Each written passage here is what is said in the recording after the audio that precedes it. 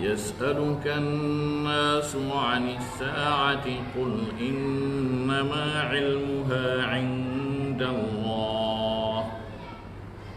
وما يدريك لعل الساعة تكون قريبا إن الله لعن الكافرين وأعد لهم سعيرا خالدين فيها أبدا لا يجدون وليا ولا نصيرا يوم تقلب وجوههم في النار يقولون يا ليتنا أطعنا الله وأطعنا الرسولا وقالوا ربنا إنا أطعنا سادتنا وكبراءنا فأضلونا السبيلا ربنا آتهم ضعفين من العذاب والعنهم لعنا كبيرا يا أيها الذين آمنوا لا تكونوا كالذين آذوا موسى فبرأه الله مما قالوا وكان عند الله وجيها يا أيها الذين آمنوا اتقوا الله وقولوا قولا سديدا يصلح لكم أعمالكم ويغفر لكم ذنوبكم ومن يطع الله ورسوله فقد فاز فوزا عظيما إنا عرضنا الأمانة على السماوات والأرض والجبال فأبين أن يحملنها وأشفقن منها وحملها الإنسان إنه كان ظلوما جهولا ليعذب الله المنافقين والمنافقات والمشركين والمشركات ويتوب الله على المؤمنين والمؤمنات وكان الله غفورا رحيما. بسم الله الرحمن الرحيم الحمد لله رب العالمين والصلاة والسلام على رسوله الأمين سيدنا وحبيبنا محمد وعلى آله وأصحابه والتابعين ومن تبعهم بإحسان إلى يوم الدين. أرى مسيب جلب تدب ومبين اندارو دك télévision men ɗon ka radio men radio Guinée wonɗo USA e ka page ji hedditiɗi kamahen ka gesa ka Saydou Diango dina kan e dendanangal wonɓe partage ɓe o vidéo ɗo haray men hiwri kon hiwrango islam min tori ka Allah subhanahu wa ta'ala yo moƴƴin alhaaliji men en fof men noko kala ka wontirɗen. Aray oustad Mouhammad Taybou Ba o jarama mi weltori o jangin ɗo o jangin laba ɗo o jangin fotu ɗo jangin wallinayɗo ɓernde aray noon e yetti Allah jippinɗo e nelaɗo sallallahu alayhi wa sallam o alqur'ana ɗo mo tawata ko daalol Allah mo tawata ko goonga iwruɗo ka makko aray kada nanɗo ɗum ɗo ɓernde makko nden hecciɗay ɓernde makko nden nde wewlay en turi ka Allah subhanahu wa ta'ala onon kadi oustaz Mouhammad Taybou Ba jannguɓe ɗe ayeje ɗo haray miɗa yiɗi souvent haray nanugol sifa ɗe ayeje ɗo fi andintingol en karma koɓe meɗen feƴƴunoɓe e karma koɓe meɗen wuuridaɓe ɓe tawata ko andiraɓe janngugol deftere Allahu subhanahu wa ta'ala. haray oustaz Mouhammad Taybou Ba ɓen inni on assalamu aleykum wa rahmatullahi ta'ala wa barakatuh. Wa aleykum salam wa rahmatullahi ta'ala wa barakatuh. haray oustaz Mouhammad Taybou Ba no makiroɗen noon kadi ko feƴƴi haray hannde kadi ko ala haray en fotti ɗo kadi fi ɓeydodirgol fi fiyaki dina Allah kan e nder ndu lewru teddundu ɗo haray ni hiɗen ka sappo sakkitoro sappo ɓurɗo teddude sappo ɓurɗo mawnude haray kono ko adi e yewtude fi sappo sakkitoro on e ɓuure ko woni e mum kon haray meɗen yiɗi oustaz Mouhammad Taybou Ba yo on makan en ko yowiti sukaɓe ɓen honno suka hani wurde ka ɗo diina ko honno suka hani darorande ka ɗo diina ko waɗi en felliti diina kan no woodi ko jonni suka on aray noon ko honɗum kadi suka on hani jonnitude diina kan aray o retour aray oustaz Mouhammad Taybou Ba aray mi watti makon e sokeje moɗon min inni on kadi ko saɗi mon ko tooli ka ɗerol men ɗo. Assalamu aleykum. Wa aleykum salam wa rahmatullahi ta'ala wa barakatuh. الحمد لله وكفى وصلى الله وسلم على نبيه المصطفى وعلى آله وعلى عباد الله الذين اصطفى. أما بعد، إخواني وأحبابي في الله المشاهدون الكرام الأحباء الأعزاء، أوجه إليكم هذه التحية الإسلامية الطيبة المباركة حيثما كنتم في هذا العالم. أقول لكم جميعا السلام عليكم ورحمة الله تعالى وبركاته. وعليكم السلام. aray musidɓe julɓe tedduɓe neniraɓe am babiraɓe am karmokoɓe am kohoɓe tedduɓe kala ko woni ɗon nder adna Allah on. aray Mouhammad Tayyib Ba min toon Oustaz Tayyib salmini on salminde on ngu salminagol islam ngu nanɗon nane. aray inchalrahman no Oustaz Sharif holliri noon, hande kadi hiɗen e ngal alluwal meɗen mawgal e ngal tintolgal mawgal e ngal laalagal aduna. en ɓeydodira ko barkeɗi ko yowiti ko tagre ɗen sabbum on ɗulle ko kaɗo dina l'islam, kaɗo woni gonga, kaɗo hettoto, ko kaɗo woni darotako, kaɗo ɗum heɓata solution. hande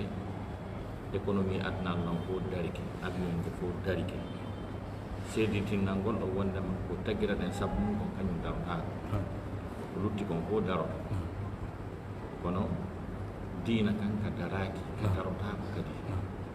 Allah daali inna allaha balighu amri.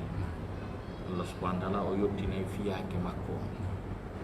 fiyake makko ɗo o yahay ha o hewtoy hay hunde darnotama. kala no alhaali fewndori haray dewal ngal kan julɗon kañum ko haray mo sabbora golle makko. o yii e jihaadi sattude wulndi ko waktu heewi tawi kafaje no aatude. nela sasama daari tawi waktu heewi o tikkiti ka kammo wawa so ɗaɓɓi do waso wi ay woni Allah o waktu o heewi kono hino kamen fewndi ɗon. Allah subhanahu wa ta'ala holli mo wondema si tawi ko kanko Allah woni ko sabu makko woni ko darnuɓe ɗon ƴetti kafaje, woɓɓe no soppa, woɓɓe koyngal mum no taƴa, woɓɓe junngo mum no taƴa, woɓɓe yitere mum no ɓora. si tawi ko sabu makko waɗini ɓe ɗum ɗon fof haray waktu makko mo yallaki o accali ko ma o juule. Oustaz hare ɓe nandi en fi volume, mi annda si volume on o ɓeyda e seeɗa hito kon ndaara inchallahu taala. ɓay mbeyɗo bisimilla. donc no wirɗen noon haray Allah subhanahu wa ta'ala faamini nelaɗo on sallllahu alayhi wa alihi wa sahbihi wa sallam wondema haray waktu makko on e hoore on alhaali mo ɓe fewndi e mum ɗon ɓe haray o yallaki mo accali waktu makko on. Allah subhanahu wa ta'ala tindini rasul sallallahu alaihi wasallam ko tabiti ayaji Qur'an ko laawol hongol ɓe gasta rewde ɓe juula e hoorere kafaje no aatude. ɓay ko nelaɗo sallallahu alaihi wasallam on e julde nen ko darne sahabaɓe goo daro ɓaawo maɓɓe juulida e maɓɓe ɓe ƴetta kafaje ɗen fewtinda e heeferaɓe ɓen. Allah sifi hay sahabaɓe dariɓe ɓaawo nelaɗo sallallahu alaihi wasallam ko ɓe woni e position hare ɓay koye nder mum Allah daali wa huzu hijra, ala hoy koye wallitorte koye won takko maɓɓe.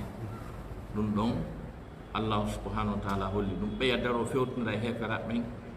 ɓen ɗon juulida e nelaɗo sallallahu darɗe ɗiɗi ɓe ƴetta kafaje maɓɓe ɗen ɓe arta ɓe darto ɓe yakadi arta ɗon ɓe juulida e nelaɗo sallllahu alayhi wa sallam. joni noon e hoore coronaru mum pimayru tiiɗi ha kono ndu hewtali ɗon ko kafaje atata sakko Allah subhanahu wa ta'ala ronke rewede.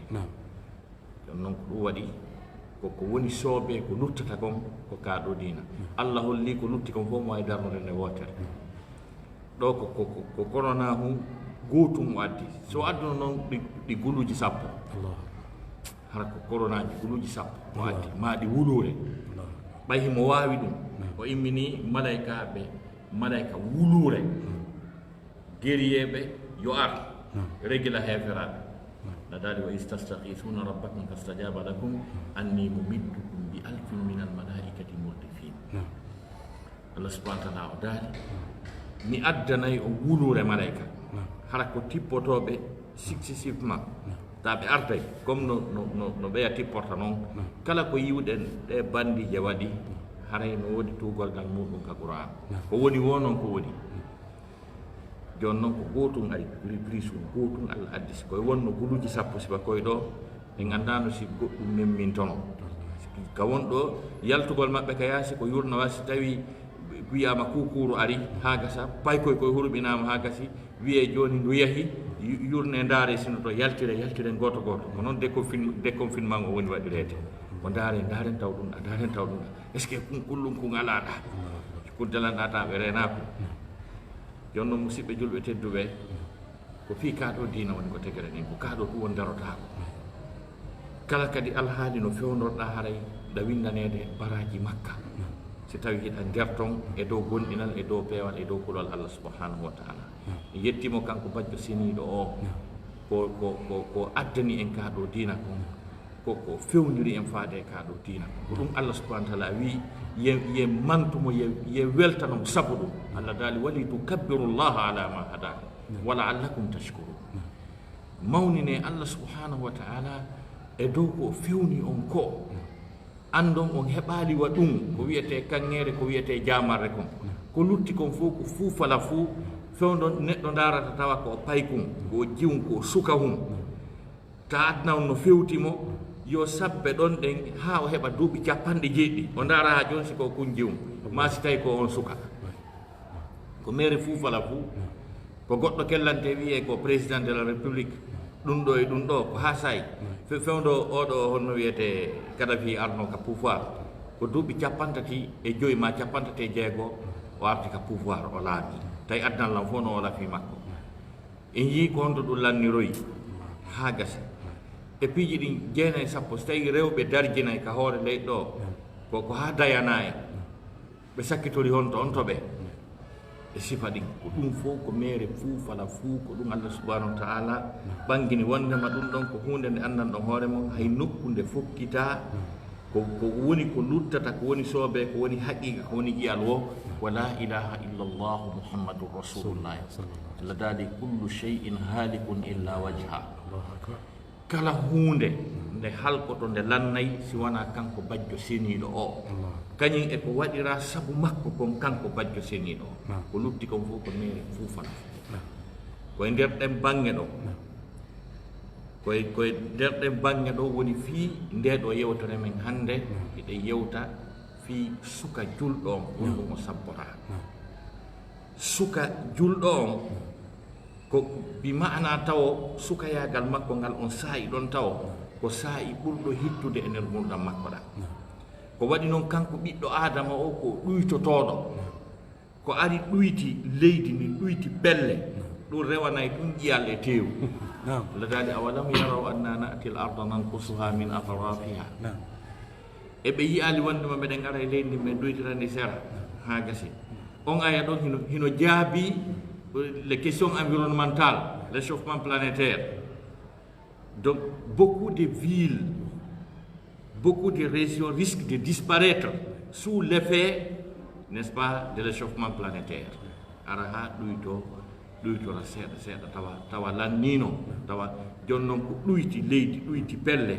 ɗum remanayi tun ko wiyete kon e honno wiyete teewo ƴiye na ko sosoɓe wi kon sosoɓe wi e talon maɓɓe ɓe wi henndu ndu jaali wowru ndu ɗum sendike feete o henndu si ari ƴetti wowru naɓi si ndun hendike feete o aray konto suka donc ko lutti kon fof Allah subhanahu wa taala o tabinti joni noon oɗo ɗangurdam ɓiɗɗo adama on ɗo ɓay ko ɗuytotoɗam ɓay ko lo'ojan Allah tigi o daali wa man nu'ammirhu nakkisu fil khalq kala mo men neɓini men okki duuɓi men ɗuytay mo doole ɗen on aya o holli en ko tabitiɗo ko gonga hay hunde kadi wata darande ɗum a wonata milliardaire jomiraɗo jawle ha heɓa duuɓi temedere duuɓi ma ɗin towa ɗo ronka yiyade maɗa a wonata kadi lanɗo nantano la dernière fois ko mi yi oɗo George Bush père tawi hande kadi koyɗen ɗe wata ñobbade tawi woni e puus koyo puuse mi andi tan on e tango darde makko ko dari o feewi mi andi tan Ronald Reagan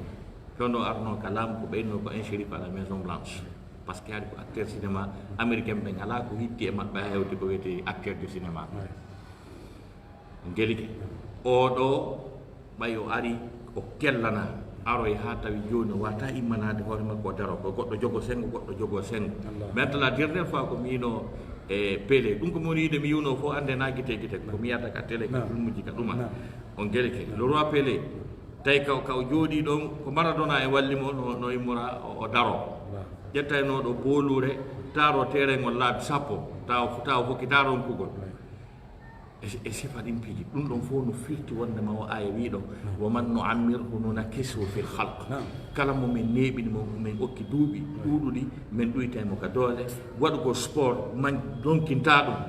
ɗe tekkamɓe aduna ɓe rewɓe maɓɓe worɓe maɓɓe no jogii machine ji no eto ɗum wi koye mentinu forme muɗum luttata wallahi luttata tawa ɓe heeɓi duuɓi 50 ɓe faala wonde a joni joni kon 18 tan 17 tan ko tappale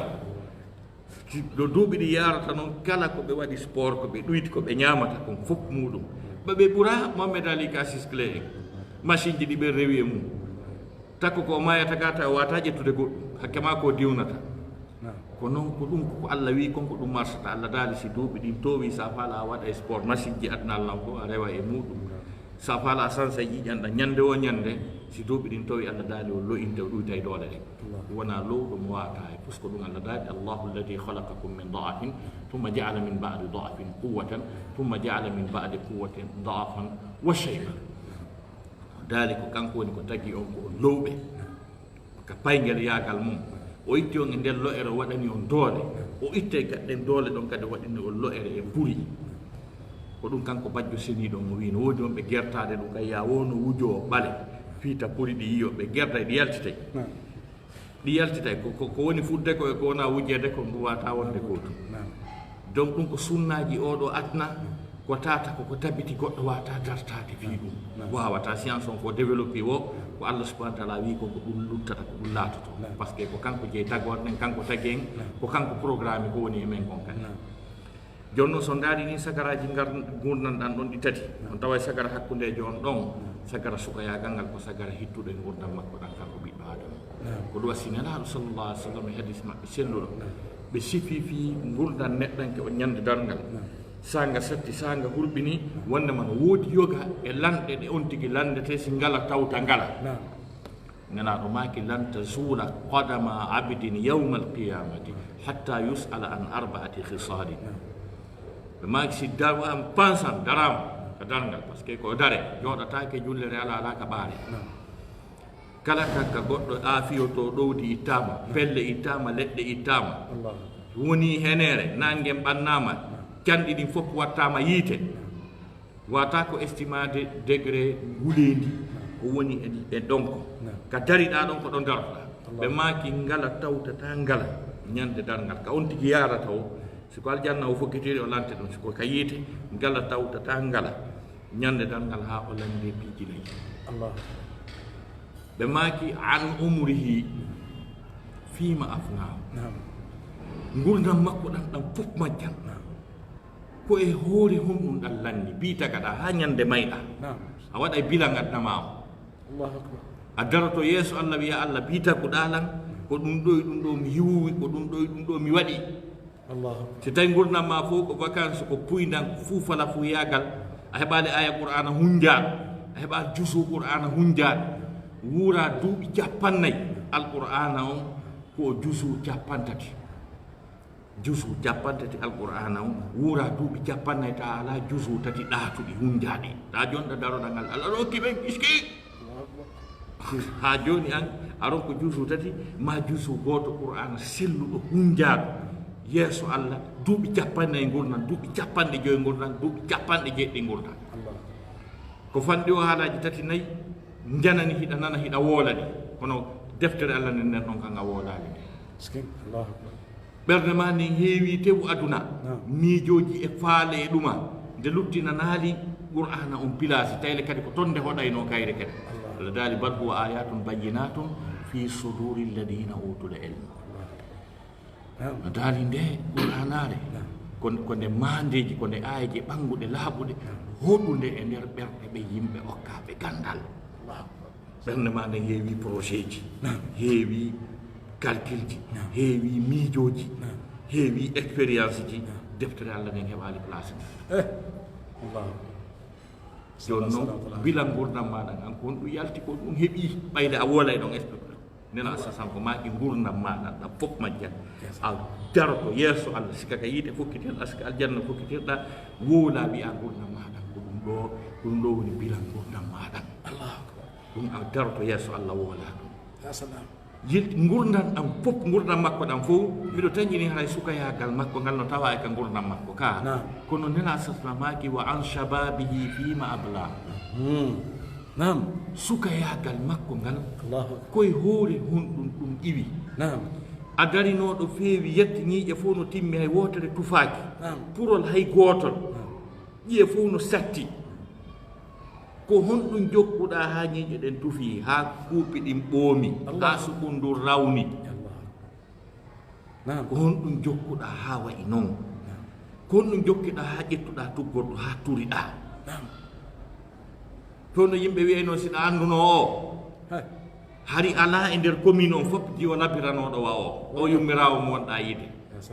hajja en kon no jokkuɗon ha hewti ɗon o suka mo wonɗa yiide ɗo o suka sa yiwno o e tango hari commune on fof komi ratono fof hari ala suka daroriɗo labbiraɗo woni ala jeen kolɗo jokkuɗon ha woniri ni wonno ɗon e muɗum ɗum on tigi sifoto eɓe maki hadis mabɓe selluɗo kadi mo imam Bukhari filli tabituɗo ka 49 je imam Nawawi on ɗen hadisaje ko goɗɗe goo kadi on geli ke kaɓe maki ɗon sab'atun yadhilluhumullahu fi dhillihi yawma la dhilla illa dhilluhu noneji yimɓe jeeɗiɗo Allah no ɗowtinoya ka ley ɗowdi makko ñande ɗowdi wo ala si wona ɗowdi makko di ino jeeya e ɓen ɗowdinteɓe ɗon noneji jeeɗɗo aw shabun nasha fi ibadatillah suka mawnuɗo e dewal janɗuɗo e dewal bimana bi yimɓe ɓen andunomo ko o paykum ko ɓe yiirimo ko deftere alqur'ana e peewal ko ɗum ɓe yiirimo ha o janɗidi e ɗum o nawyidi e ɗum na hewtitiɗo na yiyeteɓe to a wadda gari ko mum o andi dos tawti na sifa ɓen na yiyeteɓe nder ton ɗum haawe ko andanoɗo e mum neewi ta koye ɗum o mawni koye ɗum o janɗi on kadi no mari place ka tribune Allah subhanahu wa ta'ala ñande ɗowdi wo ala si wona ndin ɗowdi ɗon ɗum ɗo no tindini wondema ngal ɗo sukayagal no hitti hino jeeya ko andininmi sukayagal ngal no hitti ɓay menen téléma sengo ka bindi ɓawre to ko droit o men janggi on tini sa janggi droit o ngala e constitution ji adnal non ko kala ko wiyete sharia kono laamu jooɗorta ko noon ko yiltodirta harayno nder ton constitution ji presque aduna Allah on fof exécutif ji aduna Allah on fof harayno waɗani ko wiyete sukayagal ngo kon département feere wiyete ministère de la jeunesse haray ɗum hino ɗon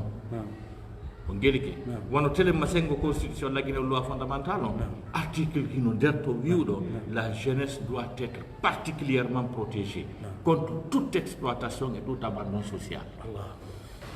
gelike wonnema sukaɓe no hana hiwede ɓe rene ɓe dankite fiwata ɓe huutore e huutoroji lorroji ɓe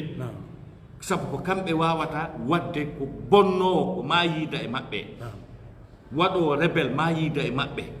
waɗowo makiru ma yiida e maɓɓe waɗowo défilé rewɓe ma yiida e maɓɓe wuttowo miggitotoɗo ma yiida e maɓɓe poɗo biniri ma yiida e maɓɓe fiilotoɗo ma yiida e maɓɓe kala programme ji bonki getti ɗin fof maɓe nodde ko ɗo si article o wi contre toute exploitation et tout abandon social gelike joni ɗiɗo piiji fof article ji loi fondamentale ji min ɗin no wowi sifa ɗum wona ɓe accitire ni koye ɓe hiwe ko waɗi noon ko kamɓe woni fii leydi ndin leydi fof leydi si a ari a tawi sukaɓe ɓen ko layi fuuɓe fuufala fuuɓe mo bagage ma yowaɗo nde ala avenir nde ala moustakbal nde ala moustakbal hannde nde heɓata kadi jam ko par ce que fewndo hannde ko kamɓe satti ko kamɓe kelɗi kamɓe gollata leydi ndi yaara yeeso ko kamɓe kadi wonoyta mawɓe janngo ɓen fewjanoyoɓe sukaaɓe fewndo on say ɓe anndi ndin ɗon haarede tardi ko par ce que si tawi koye paaya ko e bonki e geddi Allah ɓe mawni e mum si ɓe nawyoyi ko ɓen mawɓe waajoy to sukaaɓe ɓe wiya ko gerɗo o gerta ɓe geri ko ɓe minen min lumbayno canɗi jeeɗɗi fii jiw ta ko sifa ɓen mawɓe ta ko sifa ɓen mawɓe on gelike donc ɗum waɗi si tawi fi sukayagal ngal no hitti ko ɗum wasi l'islamu on kañum kadi ƴetti teddugal ɓurgal mawnude ngal jonni ɓe sukaɓe ɓurgal mawnude ngal teddugal annabaku ngu kala ko nanɗon aduna ɗo ko goɗɗo teddirta ka hoore aduna ɗo e lahara ko teddirɗo diina ɗum no heƴƴi fof yiida yaata e kala teddirɗo diina ɓuri teddirɗo milliard ji maɗuma ɗin piiji si tawi on ti ko conscient mo andi ko okkako ɗum wanno e tango minen alaji noɗe min neyi kono min omoyiɗo min ceerno tawi aya goto wonɗo nder ɗo ko ɓuri milliard ji mon ɗi laabi wulure ɗum yiida yaada na gootum ko wan noon ko si tawi ha allahu lan ɗon no jonna goɗɗo ngara anda ko ɗum o jonna qur'ana goy no wi ɗum masalu alladina hummilu tawrat thumma lam yahmiluha ka masali lhimari yahmilu asfara allah daali misal ɓen yimɓe ɓe anndanɗa hoore maɗa okkaɓe gandal diina okkaɓe ardagol fii diina ha gasi ɓe ronki andude ko honɗum woni valeur ɗum ko honɗum ɓe jogii ko honɗum ɓe rondi ko ɓe on ɗum allah wi misal ɓen hino wawi wattuma mbabba rondina defte mbabba si rondinama defte e si mbabba rondinama jiibe e si mbabba rondinama tamati ma basalle mbabba no sendidiri ɗum mbabba man ko dongal landi sendidira siko deftere ma sina deftere o gelike ɗum ko ɗum waɗi musidɓe julɓe tedduɓe si tawi wondema haray kala ko gaste teddirde ka hawre leydi ɗo ko fof ko teddirte ɗum diina joni noon teddugal ngal hino qiisori bimana e ɓattagol annabaku ngu ko annaba ɓen ɓuuri heɓde teddugal ɓurgal mawnude ngal ɓay ko allah subahana wa taala ko wi yimɓe golluɓe golle welɗe moɗen ko wi ko ma annabiyina taw wassalihina wasiddiqina o wi wa hasna ulaika rafiqa on gelike donc bimana teddugal neɗɗo ko ha wi e wattidama e annabaɓe ɓen ko ɓeɗo ɓuuri teddude tala ɓuuri yiɗude joni noon jannguɓe gandal ɓenɗol ngal ha gasi faami gandal ɓenɗol ngal yottini ko ɓenɗo yottini kon ko ɓen ɗon hikkiɗon ko ɗo asina sahabaki al ulama warasatul anbiya jomiraɓe gande diina kan ko ɓe woni roni annabaɓe ɓe roni annabaɓe ko ɗum waɗi wono annabajo men gonnenaɗo meɗen muhammad sallllahu alayhi wa alihi wa sahbihi wa sallam ko honɗum jonnimo valeur ko honɗum jonnimo annabako mum ko saabu tippagol qur'ana on e makko ado nde arde hari nawa annabi wa kadhalika arsalna ilayka ruhan min amrina ma kunta tadri mal kitabu wala l iman on gelike minen addi nde e hari anda ko ɗum wiyete deftere ko ɗum wiyete imanu no fensitora noon e ɓawa nde arde e maɗa joni ko kayre bimana jonnimo valeur تبارك الذي نزل الفرقان على عبده ليكون للعالمين نذيرا ndi Allah subhanahu wa ta'ala yiɗuno yo wonu annabajo jertinanowo adda Allah fo ko ɗo so tippine makko qur'anare nden ko ɓayde ari so woni ko woni kon ado mayre hari no wonali goɗɗum ko ɗum waɗi kanko tigi e aya go himo wi ɗum kanko rasul sallallahu alaihi wasallam donc joni noon nden qur'anare tippine makko nde sabu muɗum o woniri annabi an janguɗo nden hunjinde ha gasi haray kaka nelaɗo sallam wonoy toon ko annabaɓe wonoy toon ko taw wonoytaka aljanna an kadi saabu contrat hakkude allah e jiyaɓe si ɓe rewima ko aljanna ɓe haldi aljanna kono ƴawoygol ngol ko kamɓe andi ko on to ƴawoyta o hunna e ahadini a rewima gon aljanna hino ɗo karede sosé ɗo a naati aljanna karede sosé amma noon hôtel ji ɗin dow ɗon étage ji ɗin haray ɓe innayi janggo ɗo dara no ƴawra si tawi ko bisimillahi tum hunjiɗa ƴawa ha ka bisimillahi siko fatiha tum ƴawa ha ka fatiha siɗa hunjinde fof mayre kaka aljanna on hatti ɗon on wonoyta ko ɗon annabaɓe woni haray ɗa wawi wa annabajo mo déclaraka joni noon ƴettugol nguɗo annabaku jonna ɓeɗo sukaɓe holli wondema allah subahanahu wa taala hino yiɗi ɓe sukaɓe no teddini fi maɓɓe holli wondema allah subahanahu wa taala no yiɗi ɓeɗo sukaɓe no teddini fi maɓɓe ko ɗum waɗi annabaɓe fof koɓe sukaɓe wonno mo nela noon ha hande allah nelali mawɗo mo nela suka o nawide annabako mo heɓiki annabaɓe heɓɓe duuɓi ɓi wona annabi nuhu alayhi salam o wurno duuɓi temedere e duuɓi temeɗɗe ɗiɗi duuɓi wulure e duuɓi temeɗɗe ɗiɗi ko annabi nu wuuri ɗum annabi adama alayhi salam wuuri duuɓi hulol timmude tis andi ona widi annabaako on gelike joni noon aaye no tinni no holli ɗum ko goonga mo sawa ko fi annabi yahya wonɗen haalde no ya yahya khudil kitaba bi quwwa wa ataynahu hukma sabiya on aya no tindino annabi yahya haɗi ko suka wonno si tawi ko annabi moussa walamma balaha ashuddahu wastawa ataynahu hukman wa ilma ɗon kadi holli annabi moussa haɗi ko suka wonno siko annabi yusufa ko sifa aya on ko kalima goto sennidiri walamma balaha ashuddahu ataynahu hukman wa ilma wa kadhalika najzi l muhsinin ko fastawa on ɗum woni ko sendiri aya jaɗen ɗiɗi si tawi ko annabi isa alayhi salam l'une des superstars des prophètes isa jésus ko gandi superstar ɓe ɓen ko annabaɓe ko ɓe joowo par ce que ɓe innay parmi les stars il y a des stars si wiyama ɓeɗo ko star ɓe ɓenni si ɓen tumbodiri star ɓe yalta e ɗon kadi telema sengo ka lattugol boolure fiyen faamu waɗugol misal fiyo yimɓe faamu no daggi ko ɗum wiyete ka ɗuma honde ka balaha ictibas ɗon gelade ko ɗum wasi allah subahana taala no piya misal e mari jaawo e ñuugi e sonsoliwi ko fiyo faamu siyama ɗo joni David Beckham ko starjo Ronaldo oɗo pewndi ɗon ko starjo Ronaldo aya ko starjo Nabi Keita ko starjo sifa ɓeɗo wosi moɓodiri ɓe yurnodiri nder ton ɓe yehi star ɓe nder ton ka faami donc ɗum annabaɓe ɓe fof hiɓe koɓe kohoɓe koɓe tedduɓe kono les superstar koɓe jowo on gelke ɗum ɗon mi accay ɗo mi wolta faami la gandi ara ɓe humpa komɓe woni ɓegge ko ɗum ɗon mi wolta on gelike oɓe ɗaɓɓitoy on gelike donc ɗum musidɓe julɓe tedduɓe haray annabi yahya en haali fi muɗum annabi isa wiɗen ko duuɓi capantati e tati o wuuri ka hoore leydi ɗo kala ko nanɗon no wiye jésus isa ko 33 ans o wuuri ɗo ka hoore leydi ɗo ƴawta dow ka annabi ibrahima ko fewndo o lancuno sanamuji ɓe yaɗi ɓay ɓe landike fi makko ko ɓe qalu samina fatan yadkuruhum yuqalu lahu ibrahima min nani suka no wola fiiɗi ko moƴƴa bolle hino wiye ibrahima rasul sallah sallam kaka duuɓi capannayyi makko ko ɗon sukayagal ngal hadde à partir de ɗon ara wonde fokkitinawi ko o gelike ko fewno ɗon allah subahana taala nelimo kanko e annabijo meɗen mouhammad sallllahu alayhi wa alihi wa sahbihi wa sallam jon noon ɗeɗo teddule mawɗe ko allah subahana taala okki ɓeɗo sukaɓe ko landi ɗon ko moussa chéri pour l'islam o sabbori ɓeɗo l'islam o no sabbori ɓeɗo ko allahu lan ɗon subahana taala sifi kon fi ɓeɗo sukaɓe annabaɓe ɓe allah neli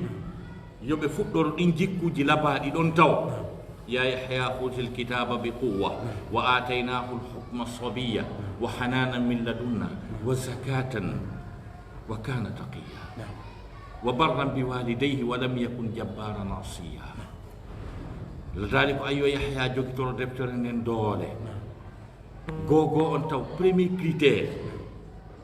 ko suka landa taw en tant que suka julɗo taw c'est de se munir du savoir de la connaissance de la science ma wona instruit wona cultivé haala faransi instruit et cultivé no serti kala windo ko faala ko ha gasa janga bindol ko instruit o wiyete kono mo serti wiyama cultivé faami ko yiyowo kadi ko muuti joni wiyete cultivé ɗum la insani yani mo saqqaf tawa himo jangi mo faami ma suka on taw suka julɗo on taw na won suka wi majju ngi taw ngi janga ngi heɗaki ngi fiinata ngi fiinotako ɗum na jikku suka julɗo noon taw ko daali yoɓe jogitoro gandal ngal doole yo suka julɗo waɗu la quête du savoir sa première priorité ɗaɓɓugol gandal ngal ɗum ɗon ko hikkina ɗum ɗo yeeso ko ɗum woni cuɗaari suka julɗo ko tawata ko intouchable na o memeteɗo kala ka fi diina ka memmina so ari deƴƴete hara ko sabotoɓe diina waylita ayji qur'ana e hadisaji ma yenna diina kanko si ɓe yimo ɓe deƴƴe taw ha o feƴƴa ko par ce que ɓe anndi mo waɗɗuri ɗum ɗon taw woni goo on taw ya yahya hutil kitaba bi quwwa wa ataynahu lhukma sabiya wa hananan min ladunna dal min okkimo gandal ngal tawi ko paykum nti fuɗɗo janngugol law o moɓɓindira gande alluji ɗuuɗuɗe par ce que on kalima hokma ma ɗo hikma ko gande moɓodirde ɗuuɗuɗe wonata ɗum na e soɓɓundu woturu tum seede muɗum sen daari ngol konngol wiyetengol hikma ka qur'an en ɗaɓɓitaningol e ɗeya alluji lugguɗe e tango on geɗe en ɗaɓɓitani ngol konngol ma'ana ka haala français ko wiyete hikma kon ka français ko wiyete sagesse on geɗeke joni noon so ndaari fewndo tan philosophe ɓe mawɓe molanaɓe ɓe gara ko fewndo pythagore en e wayta ɓe no ɓe wayi nde ɓe etti andugol ngal alluwal wiyetengal philosophie ko honɗum ngal firi quelle est la définition de la philosophie parce que ça a été l'objet de divergences des querelles idéologiques de la part de différents savants d'alors pour accorder une définition à la philosophie ko parce que hari gandal ngal luggu hingal tiiɗi ha goɓɓe wi est ce que la philosophie est-elle une science ou quoi parce que fewndon say elle était le carrefour des sciences la philosophie yewtano ha kono ko Pythagore wino kon tawe yo tippinen ɗon barke yo yondinore ɗum Pythagore wi la philosophie est l'amour de la sagesse wi ko wiyete philosophie woko ko yiɗugol hikma ko yiɗugol gandal ñande go Oustaz Chérif min Alexandre Bari Boston Cambridge nder Boston